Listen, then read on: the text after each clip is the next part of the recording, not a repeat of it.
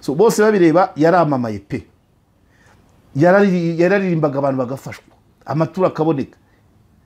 Byagenze gute kugira ngo ageraho ibintu byose agomba ubufasha? Ibyo navugaga ko yaba bigize murane. Ariko reka ndirimba akaririmbo ke kwenda kaze kumufasha kugira ngo ntange ubutumwa bwa nyuma. Yararimbye ati ngo shingiye kubyo nabonye ndi umugabo wo guhamya ko nta kure cyane habaho mana utavana umuntu. Tujye tumenya amagambo tuvuga. Ntabwo umuntu waririmbye ibi bintu yakaba yasabiriza mu myumvire yawe. Mu Kinigi mu karere ka Musanze itariki 9 z'ukwa karindwi 2023 habereye umuhango wagize ingaruka nyinshi ku buzima bw'igihugu cy'u Rwanda, ku bumwe bw'abanyarwanda no ku buzima bw'imiryango imwe n'imwe, kuko harimo n'abatakarijemo akazi. Habereye umuhango wo kwimika umutware w'abakono Justin Kazoza. Uwantumye Musabyimana François we aracyasiragira, aracyashaka akazi, aricaye. Ubu ngubu ikigambiriwe nukugira ngo imbabazi asaba umukuru w'igihugu n'abanyarwanda bamutoye yumve ko azihawe cyangwa se zumvikanye. Nyuma yaho nibwo tuzakora ikindi kiganiro tugerageza kugaragaza ni ibiki byabanjirije iyi mvune, niko nabyita. Ni ibiki byabanjirije ibi ngibi, ni ibiki byakurikiyeho. Ese kuba ataragiye mu muhango wo kwimika umutware w'abakono akaza ku rutonde Yellow Paper yasohotse, byose bavuga abantu bariho usibye we, abandi bose bari baragiye muri iriya gahunda yo kwimika umutware w'abakono. Ubu rero ari mu gihirahiro, nako si n'igihirahiro kuko ahantu hose akoze ikizamini. Yavuze ko amaze gukora ibizamini 16 muri leta na 7 mu bigo byigenga, harimo 3 byo ku karere ka Rutsiro, bakamujugunya mu Bisheke. Uyu mugabo rero nta utakatababaye kuba yaranyitabaje. Abashobora kumva ikibazo aho iki kibazo cyaganishwa, twabonye kamero ya mifotora, tubona yandikiye imifotora yandikiye akarere, tubona yandikiye primature, tubona iyo yandikiye presidence. Izo nzego zose zakamuhaye igisubizo yifuza cyangwa se zikamuha igisobanutse, kuko ibyo bamuha ntabwo abyumva. Avuga ati nasohotse ku rutonde rw'abadasigasira ubumwe bw'abanyarwanda, kandi abo nabagiye mu muhango wo kwimika umutware w'abakono sinari ndimo, sinari natumiwe, sinari impari, nari Bugesera. Ati ibyo none ibyo biracyankurikirana. Akongera akanavuga ati nyamara benshi mu bo bari kuri urwo rutonde bamwe basubijwe mu myanya, ni njye nyine nsigaye muri ako kato. Ati nta naho mbese ni nkaho kuvuga ati nta uncera kari urutega, ntaho nanywa amazi. Ni ibiki byabanjirije iyi dosiye, ni ibiki bikurikiranye umugabo, ko bivuga ko ngo yigeze no kugira igihe rimwe yigeze gukurikiranwa n'inzego akagarukira kuri parike cyangwa agafungwa aburanye. Mbibutsa ko yabaye mu karere ka Musanze, yageze mu karere ka Musanze ngira ngo ku gihe cya meya witwaga Jean Damascene Habyarimana Jean Damascene.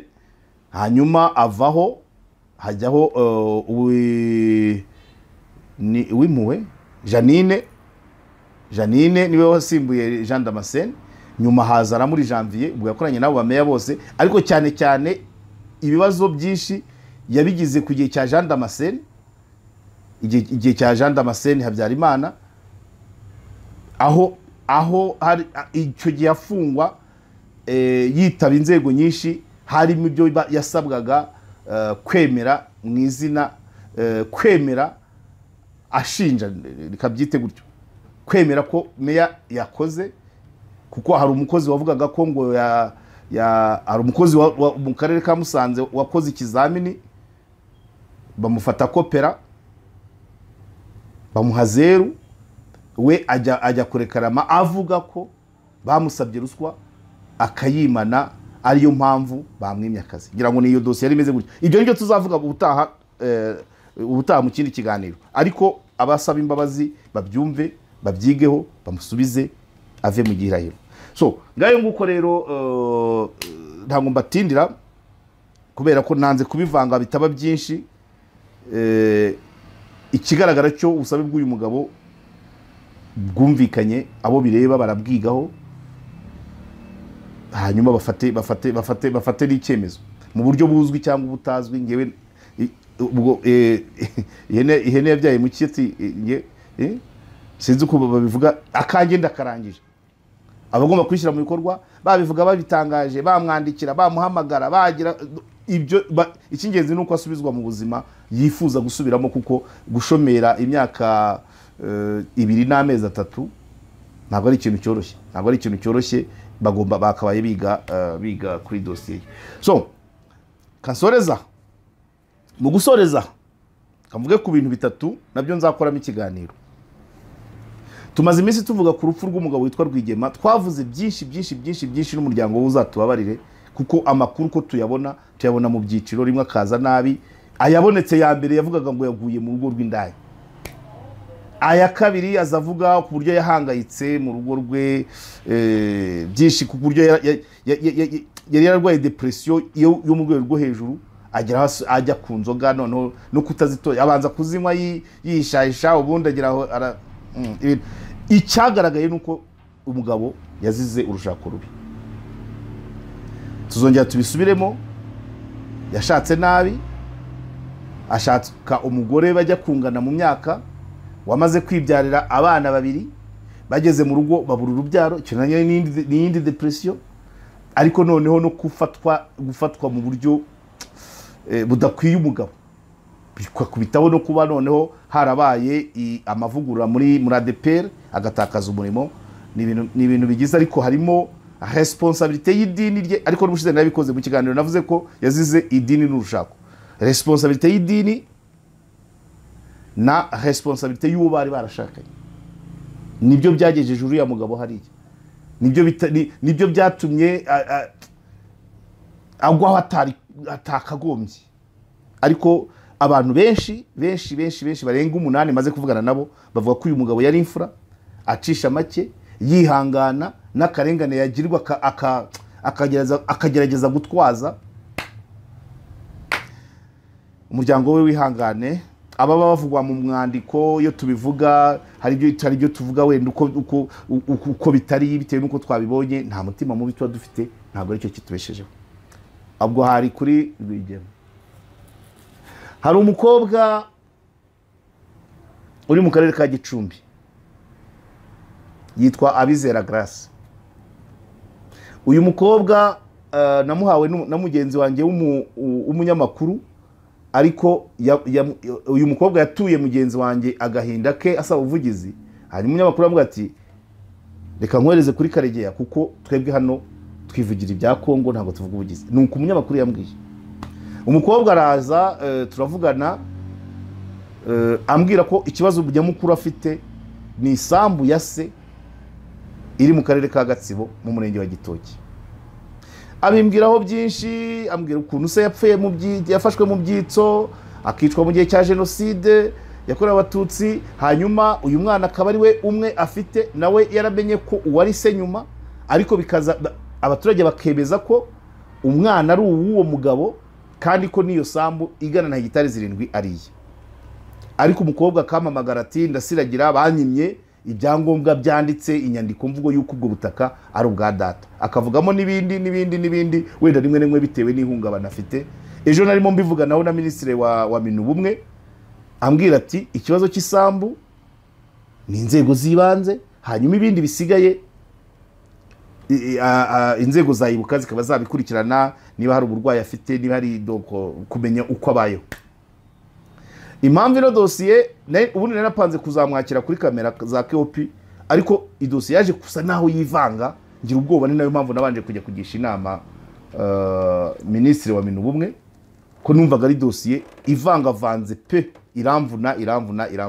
Umukobwa akambwira ati ubutaka burimo na koruta, meya ntashaka gukemura ikibazo kubera ko harimo koruta. Ubundi ariko bakamubwiye ko ubutaka burimo amabuye y'agaciro, umuturage amenya ibyo hejuru, niba ari ibiti birimo bakamuha agaciro kabyo, niba ari inzu irimo, ariko munsi nta ha leta, wenda niko batabimubwiye. Icyo ni kimwe.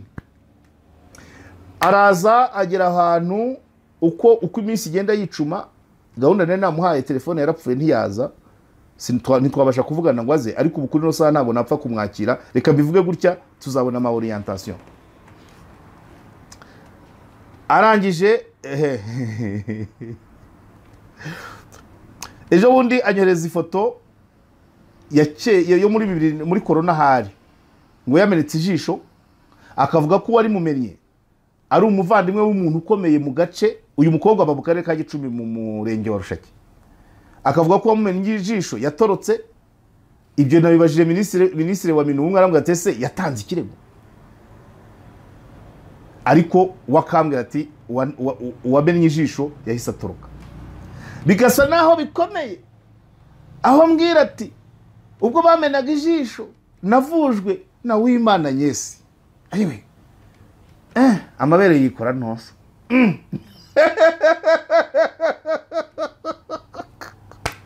Ayiwe nuko ati ndabaza Nyesi mwahuriye hehe? Ati twahuriye kuri Facebook. Hanyuma se ati twahuriye kuri Facebook ndi gutabaza ansabira ubuvugizi mbona abamvuza ijisho rirakira. Good. Hanyuma nawe uko bigenda ubwo avurwe akubiswe amenwe ijisho n'umuntu avuga ko afite umuvandimwe ukomeye muri Kigali, nuri mumenye aragenda. Icyo ntaramubaza, icyo namaje niba yaratanze ikirego bagashaka umuntu wenda agatoroka bakamubura, ntabwo ndi kubyibuka neza ibyo twavuganye, ni byinshi cyane. Twamenyanye ku itariki 5, ariko ibintu tumaze kuvugana ni byinshi cyane.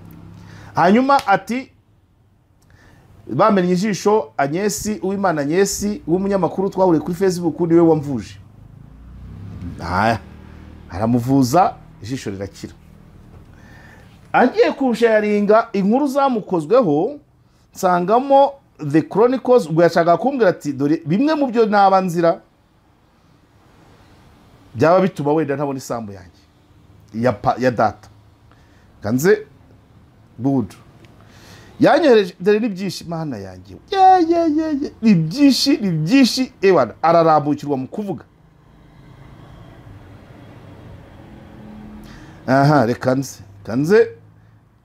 Reka ndebe nibura ibyo twavuganye ejo sasa.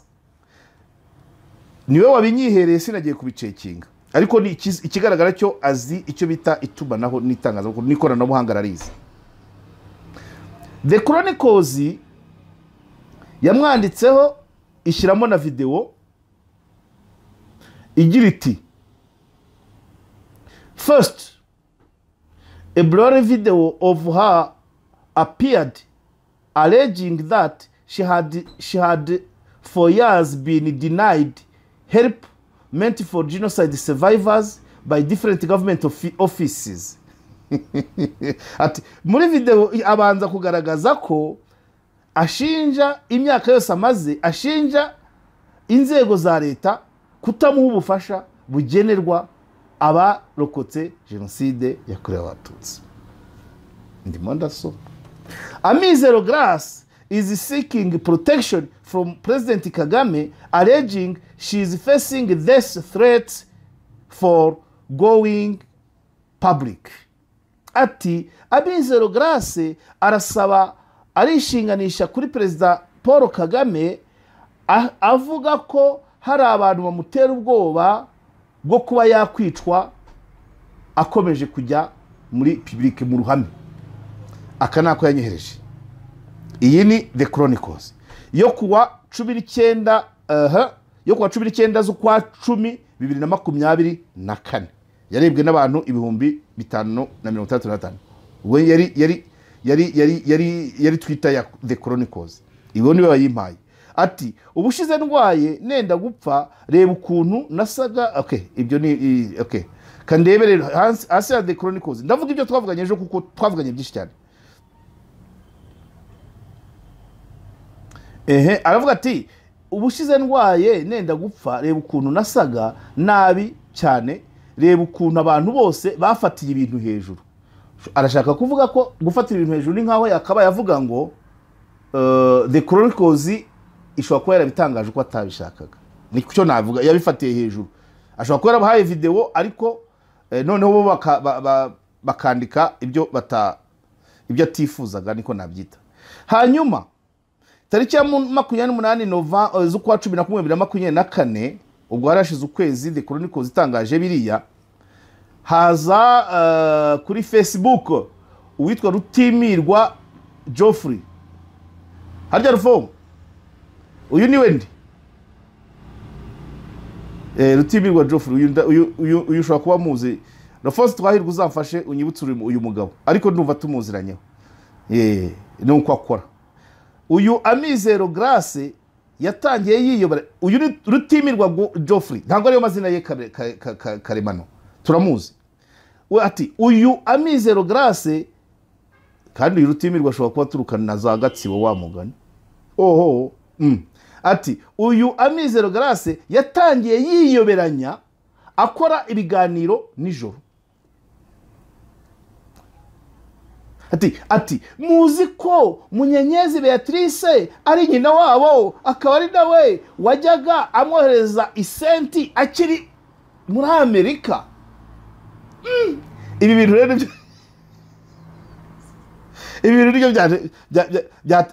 ibi byose bimaze kwivanga, ibijyanye n'isambu maze kubyumva numvaga ari ibisanzwe, ariko hatangiye kuzamo ibi, nibyo byatumye njya gusaba inama muri Minubumwe. Minubumwe rero yansubije ati iby'isambu birebwe n'inzego z'ibanze, hanyuma ibindi birebwe n'izindi nzego. Noneho Grace arambwira ati reba icyo nzira, ahanini gituma nta serivisi bampa, bakamfata nkaho n'Abanyarwanda nk'abandi. Yewe we, nanjye ndavuga ko bikaze di. Arambwira ati i Kigali, ati muri FPR Kigali bari banyemereye kumpa inzu, ariko bahise bayinyima ngo kubera ko mama avukana na Munyenyezi ngo ntayo bampa. None njyewe ni gute nakomeza kuba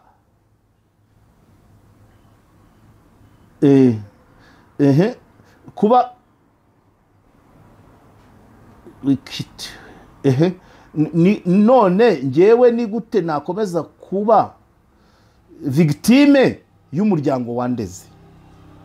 Ubwo bishatse kuvuga ko mu muryango wa Munyenyezi ashobora kuba ariho yarerewe. Hanyuma ati senateri niwe utuma ntafashwa kubera ko we na Munyenyezi batumvikana.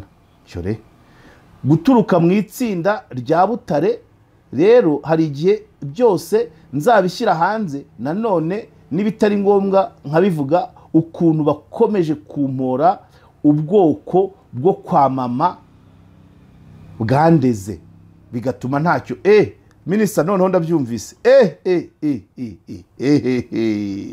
Good. Hanyuma anyoreza indi baruwa iriho amakashe menshi ya page 3. Ati iyo baruwa nzongera nyisomere Abanyarwanda bose, noneho ayo mabanga y'urugendo rw'uko data yari umukada isi yose ibyumve. So urumva ashobora kuba yifitemo ihungabana risanzwe byo kuba ise yarafashwe mu byitso, avuga ko yari n'umukada akaza gupfa, ariko noneho bikaza gukomezwa n'isambu. Reka rero nsome ubutumwa bwa nyuma, nubwo yanyohejeje ibibanza ntabyo ndi buvuge.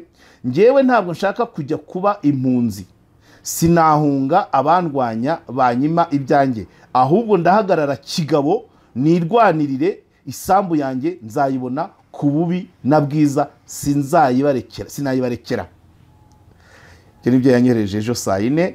Ati wowe sinshaka kugushyira mu bibazo, unkorera ubuvugizi uko ushobozwa, ibindi ningura telefone ndabyivugira byose, ntacyo nsize inyuma, kuko njyewe nta munyamakuru wamfasha, batinya abo bategetsi cyangwa se abo bayobozi.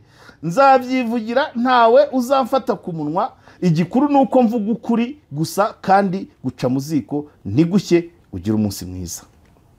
Message ya nyuma ati njyewe meze nk'umuntu wahahamutse, ariko ndi muzima, ubwenge intekerezo byose nibizima, ndi muzima, niyo mpamvu ngomba kwirwanirira kugeza ku mwuka wanjye wa nyuma, kandi isambu yanjye mfite icyizere ko nzayibona. Ikindi, abo bayobozi bankandamije nabo perezida wa repubulika nzi ko namara kubimenya azabahana. Ngaye nguko uyu mukobwa tumaze iminsi tuvugana, ariko urumva ko ni ibintu bivanze. Akarengane ashobora kuba gafite, ariko nawe akavangamo nawe akagiramo n'iryo hungabana, ariko noneho n'ibindi. Urumva noneho niba Munyenyezi Beatrice, uyu ni umukazana wa Nyiramasuko Paulina wageze mu Rwanda yoherejwe na leta zunze ubumwe za Amerika, ubu ari gukurikiranwa mu nkiko mu ntara y'Amajyepfo. Niba ari we nyina wabo umuryango wa Munyenyezi ari wo wareze uno mwana, ariko ibyo ntibyakabaye impamvu. Niba hari ibimenyetso by'uko ari mwene Karekezi nde wari agronome wa komine Gituza, nkurikije video yampaye igaragaza abantu bari gutera imetero bamwereka isambu y'iwabo, ibi bintu byakabaye bigira inzira binyuzwamo bicishwamo akarenganurwa, iby'isambu kwabyo n'ibindi kwabyo. So rero Grace kuri kamera byo ntago nanjye uzapfa kuza, ndabanza amenya aho bigana. Ubwo hanyuma kesi ya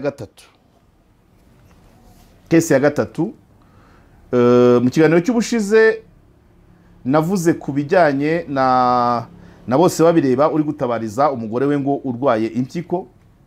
Nabivuze muri rusange ntihazagira unyitwara nk'umwikomo, ariko naje kumenya ko buriya burwayi ngo buba bukomeye. Hari umuntu wambwiye ko aherutse kubura umwana we, ambwira ngo hari serumu, manza ariyo dialyse, hari serumu batera umuntu ikamumaramo ibyumweru 3, igura 700,000. So kugira kurwaza umuntu nk'uyu byanze bikunze biravunanye. Hanyuma ngo bakagira ibinini 3 nabyo bigura 40,000, kandi ibyo bintu ukabifata amezi n'amezi. So buri byumweru 6 imwe na 400. Buriya mugabo yarakubititse. Ibyo isanzwe byo ntago mva kuri ku ntego kuba nawe ntago yagize uruhare mu kurwara k'umugore we, ariko yagize uruhare mu kuba ageze ahantu twavuze ko ari ugusaba no gusabiriza. Ibyo nta birenze, ariko ubufasha bwo arabukeneye. Nibuka indirimbo ye, kugira ngo hari n'undi mudamu ushyange umufana wambwiye ati hari igihe abarokore, kuko abarokore uburyo biyita iyo tugiye tubabonamo abandi bantu, ari kuri kese ya Rwigema n'urugero, ari kuri kese ya bose babireba n'abandi, abantu bagabanya icyizere bari bafitiye abantu biyita abarokore. So bose babireba yaramamaye pe, yararirimbaga abantu bagafashwa, amaturo akaboneka. Byagenze gute kugira ngo ageraho ibintu byose agomba ubufasha? Ibyo navugaga ko yaba bigize murane, ariko reka ndirimba akaririmbo ke kwenda kaze kumufasha kugira ngo ntange ubutumwa bwa nyuma. Yaririmbye ati ngo shingiye ku byo nabonye, ndi umugabo wo guhamya ko nta kure cyane habaho mana utavana umuntu. Shingiye ku byo nabonye, ndi umugabo wo guhamya ko nta kure cyane habaho mana utageza umuntu. Rofure, ingoma yawe niyogere n'iy'abana b'abantu yarogeye. Byagenze bite Theo bose babireba? Icyo gitero kivuga ngo ntaho Imana itakura umuntu, nta naho itageza umuntu, ukamubwira uti ingoma yawe niyogere n'iy'abantu yarogeye. Dore za ndirimbo mbabwira zarimo n'akandi kantu kagaki iza abantu ngo ingoma yawe niyogere ni ingoma yawe niyogeye ni umwana w'umuntu yarogeye. Iyo umwana w'umuntu niyo uri gusaba, waririmbaga ubirimo. Imana ntawe itakura umuntu, ntawe itageza umuntu, kuki uri gusaba abantu? Dutekereza. Hanyuma iyindi narazikundaga cyane kuko zimwe ndazizi. Aho bavuga ngo yarirahiye Imana, yarirahiye Imana, yarirahiye yavuze yuko icyubahiro cyayo itazagiha undi, kandi kandi ntizemera ku izina ryayo ritukwa. Si Imana yaririmbaga, kuki ari gusaba abantu? Nategereze Imana izaca mu bantu. Ubwo sindavuga igitero, kandi nsubiremo refrain. Yarirahiye, Imana yarirahiye, yavuze yuko icyubahiro cyayo itazagiha undi, kandi ntizemera ku izina ryayo ritukwa. Bose babireba. Urarwaje, uri mu gahinda, urababaye, urarira, ariko iyi Imana wavugaga ntabwo yemera ko izina ryayo ritukwa. Izere igitero cyayo. Morodekayi yari yamanikiwe igiti cyo kubambaho, Imana no yari yateguye ifarasi yo kugendaho, birategekwa bamutambagizaho, bamusebereje, kandi abamutambagiza nibo bari kumumanika. Icyo gitero uracyumva. Morodekayi yari yamanikiwe igiti cyo kubambwaho, Imana nayo itegura ifarasi yo kugendaho, irategeka, birakoreka, kandi abamutambagije nibo bari kumumanika. Tujye tumenya amagambo tuvuga. Ntabwo umuntu waririmbye ibi bintu yakaba yasabiriza mu myumvire yawe. Uzi Imana nyayo, Imana wakoreye, ntabwo wasabiriza umwana w'umuntu. Wavuga abantu bakibwiriza, Imana ikabakoreramo, ariko niba uyemera uko yiririmbaga bizakoreka. Ntawe itageza umuntu, ntawe itakura umuntu.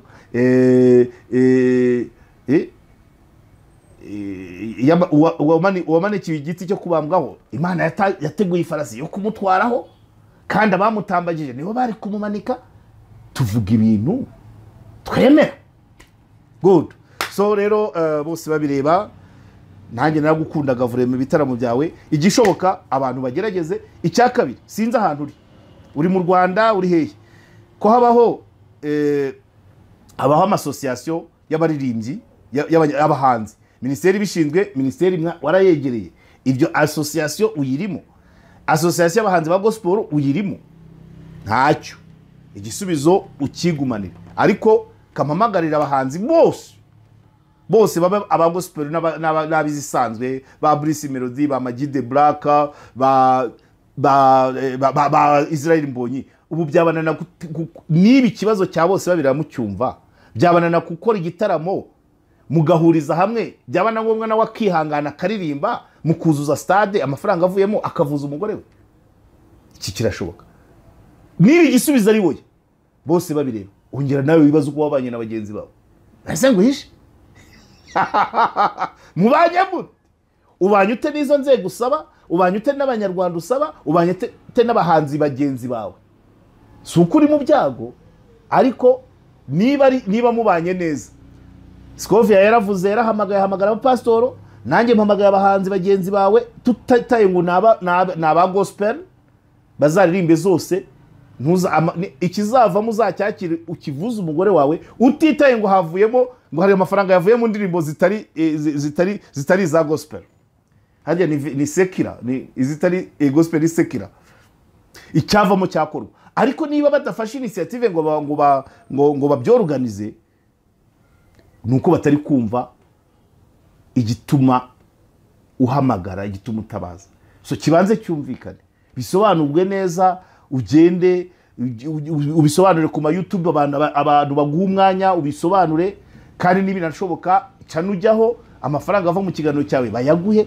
Ariko bagenzi bawe bitewe nuko mubanye, by the way, nanjye nubwo ndi umunyamakuru ntabwo ikibazo ntagira, abanyamakuru bose bagihururamo, ariko mwapanga igitaramo gifatika kigahera nka saa 7 kigageza saa 4 z'ijoro, abahanzi bagera muri 15 bose bakunzwe muri kino gihugu, icyavamo bakakigufashisha. Muvandi, ntacyo dupfa, ariko ngewe always ame challenger. Mubwiye ibitero n'ibindi indirimbo zawe ndazizi. Niba waravuze ko nta itakura umuntu, emera ko nawe izahagukura. Niba waravuze ko nta itageza umuntu, emera ko nawe izahakugeza. Niba waravuze ko wateguriwe igiti cyo kubambwaho, yagiendeye ku ifarasi kandi wayimutembereje wari kumumanika, ibyo byose bitegereze.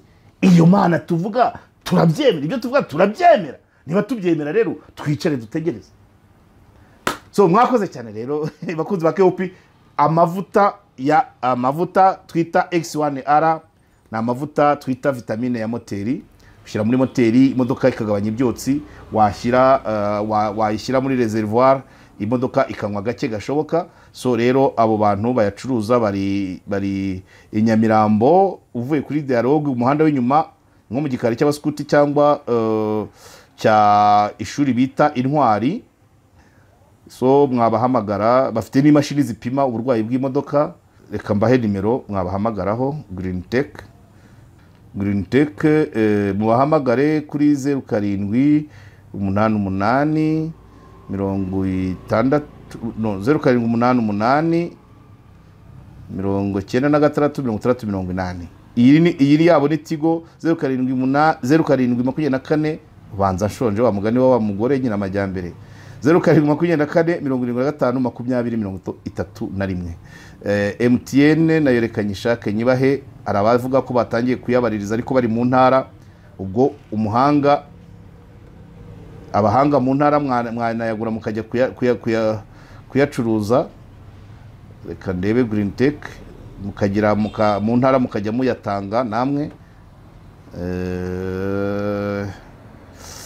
Green Tech 0788 96 23 izo ni MTN. Tigo yo nari nayamaze kwiba. So mureke rero nanjye nduhuke bwakeye, tuzasubira ubutaha.